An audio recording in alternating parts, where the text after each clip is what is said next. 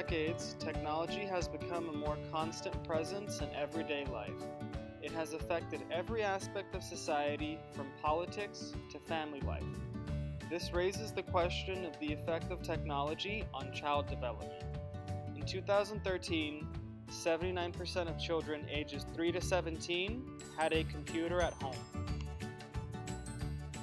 Children are often exposed to technology primarily through their parents in the form of electronics such as tablets, television, video games, and interactive toys. These devices serve as child-rearing tools for parents. They allow parents to keep children occupied while they carry out other tasks like cooking, cleaning, etc. In spite of the prominence of these devices, parents have varying opinions on whether they are good for their children or not. I am pro for technology because I think even as young children, when they're first born to 5 years of age, it teaches them how to do their ABCs and coloring and all of their growth and development is good for them. It teaches good eye-hand coordination, and I just think it's good for them. Technology adversely affects childhood development. Absolutely. Our children spend far too much time on their devices at home, and they don't play outside anymore. Our children are more obese than they've ever been in their entire life. And not only that, all the children are vitamin D deficient. The American Academy of Pediatrics states that children under the age of 2 years should not have more than 1 hour of video time per day. I have children that are much younger than that spend a great deal of time on their video devices. They're not playing outside, they're not getting the activity that they need. It does help and assist in hand-eye coordination, and that's a positive thing, but the time should be limited.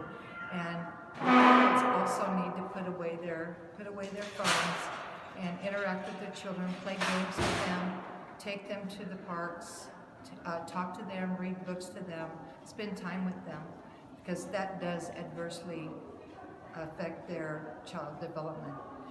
As a pediatric nurse, I would suggest that parents limit the time that their children spend and do other educational things that don't involve technology, even though we do live in a world of technology and it's important.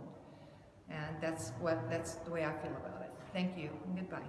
The American Psychological Association stated that children who use the internet often showed greater gains in reading test scores. It was also found that technology produces cognitive advantages in children's visual spatial skills. Overall, technology has positive effects on children's academics.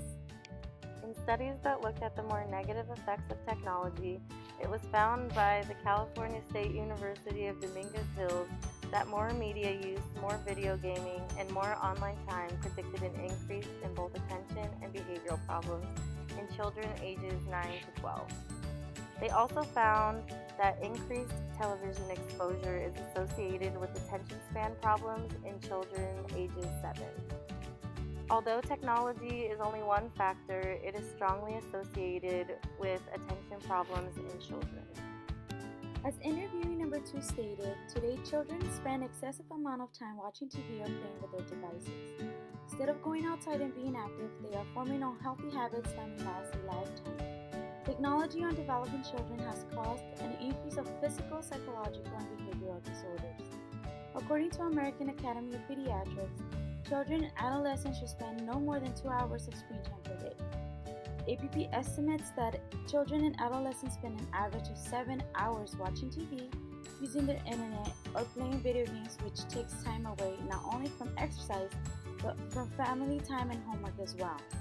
Although there are both positive and negative effects of technology in child development, there are many factors that prove that technology is concerning. Children would rather spend time on their devices, therefore adults need to take charge and change their habits. Here are 3 ways to get kids out and play. 1. Make playing fun. Parents need to get involved. They need to put their tablets and smartphones aside, and they need to make time to play with their children. 2. Plan.